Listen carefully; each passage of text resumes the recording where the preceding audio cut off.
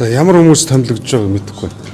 Нийтдээ 16. За бодвол чинь яам болгонд дэд сайд томилогдох бол. Ер нь зарчмын дэд сайд байх ёстой гэдэг дээр бол би өөрөө дэд сайд байсан хүний хувьд ч тэр одоо энэ өнгөрсөн одоо 15 6 жил Монголын төрд ажиллаж ирсний хувьд тэр заавал байх ёстой гэж үздэг. Гагцхүү засгийн газрын бүтцийн тухай хуульд өөрчлөлт оруулаад дэд сайдын хариуцлага чиг үүрэг үүрэг хариуцлагыг маш тодорхой болгож өгөхгүй бол эн чинь одоогийн хуулиараа зөвхөн нэг сайд тушаал гаргаснаар дэд сайд чухам юу хариуцах вэ гэдгийг шийддэг. Тэгэхээр дэд сайдын албан тушаалыг дэмжиж байгаа нэгдүгээр үндэслэл төр. Хоёрдугаарт юу гэхээр за ямар хүмүүс томилогдож байгааг мэдэхгүй байна. Дэд сайдын албан тушаал байгаа гэдэг эрх сонгуулийг харж томилгоо хийдэг. За дээрэс нь улс төрийн намуудаас санхүүжилт босох үүднээс хандив аваад байдаг. Их хэмжээгээр авдаг шүү дээ. Чинь бүр дээр үеэс хойш л баг уламжлал шахуу болцсон зүйл улс төрийн намууд байгаад байдаг. Энэ бол хэрхэж байж болохгүй. Ажил хэрэгжил байх хэрэгтэй байхгүй. Энийг л би хэлмээр.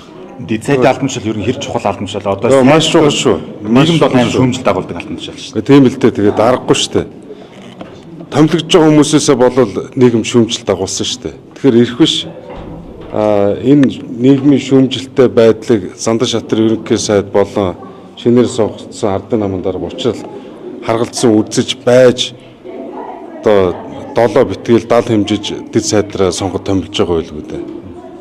Хүнээсээ л болсон шүү. Тэрнээс биш яг дэд сайд гэдэг албан тушаал муухай харагдаад байсан зүйл биш шүү дээ. Одоо дэд сайднаар томилогдож байгаа толгойд нөгөө төрийн өмчт компани нөгөө хяналт бүтээмжийн менежерүүдийг одоо сонгох олон нийтийн шүүмжлэл ирнэ гэдэг үүднээс балансаж л хийж байгаа баг. Зарим нэг талаар бүтээмжийн менежер бол хэрэгтэй. Гэхдээ нэгэн дэд сайттай болж байгаа бол энэ хэрэггүй байхгүй. Яагаад тэгэхээр түрүү хэлээд байна шүү дээ. Засгийн газрын бүтцийн тухай хуулинд өөрчлөлт оруулаад үүрэг хариуцлах чиг үүргүүдийн тодорхой болгоод өгчих юм бол альва нэг асуудал буух эзэнтэй болно гэсэн үг шүү дээ. Тэр үүднээс л хэлж байгаа. Ямар улсууд томилогдож байна? Энэ удаагийн томилгоо хэр болсон гэж бодож байна? дэд сайднаар томилгоо. Дэд сайднаар Мэдгүй байна. Надад ямар ч мэдээлэл алга.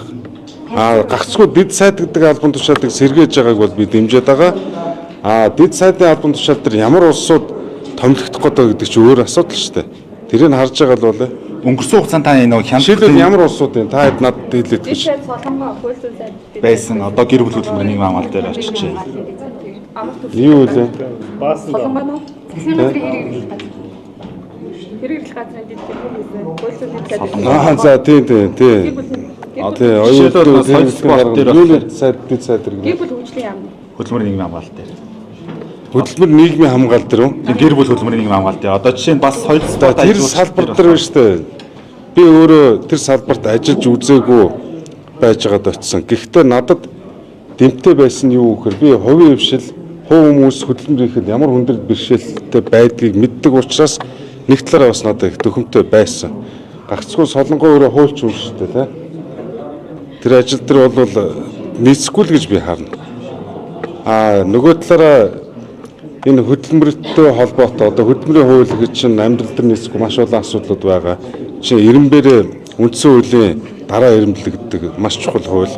За нийгмийн даатгалын багц хууль, энэ халамжийн багц хууль гэдэг энэ салбарт нэлээд томоохон хууль эргэцсэн өөрчлөлт хийх шаардлага бол үүссэн. Тэр үүднээс харгалзаж одоо тэр үнийг сонгож байгаа юм байл гэдэг. Таны хувьд одоо нэг хяналт бүтээмжийн менежерүүдийг өнгөрсөн хугацаанд хэр сайн ажилласан гэж бодож байна? Ер нь биш үү? Манад за тийм албан тушаал гараад байх улсууд өсвөл салиа авч ирсэн мэдхээс биш хяналтын менежер хүн өнөөдөр хяналт тавиад ажлын үр дүнд энэ буруу асуудлыг ингэж өөрчлөх сан санаачлал гарлаа л гэж би л огт сонсоогүй. Тэгэхээр одоо моол ажилласан байлгүй дээ.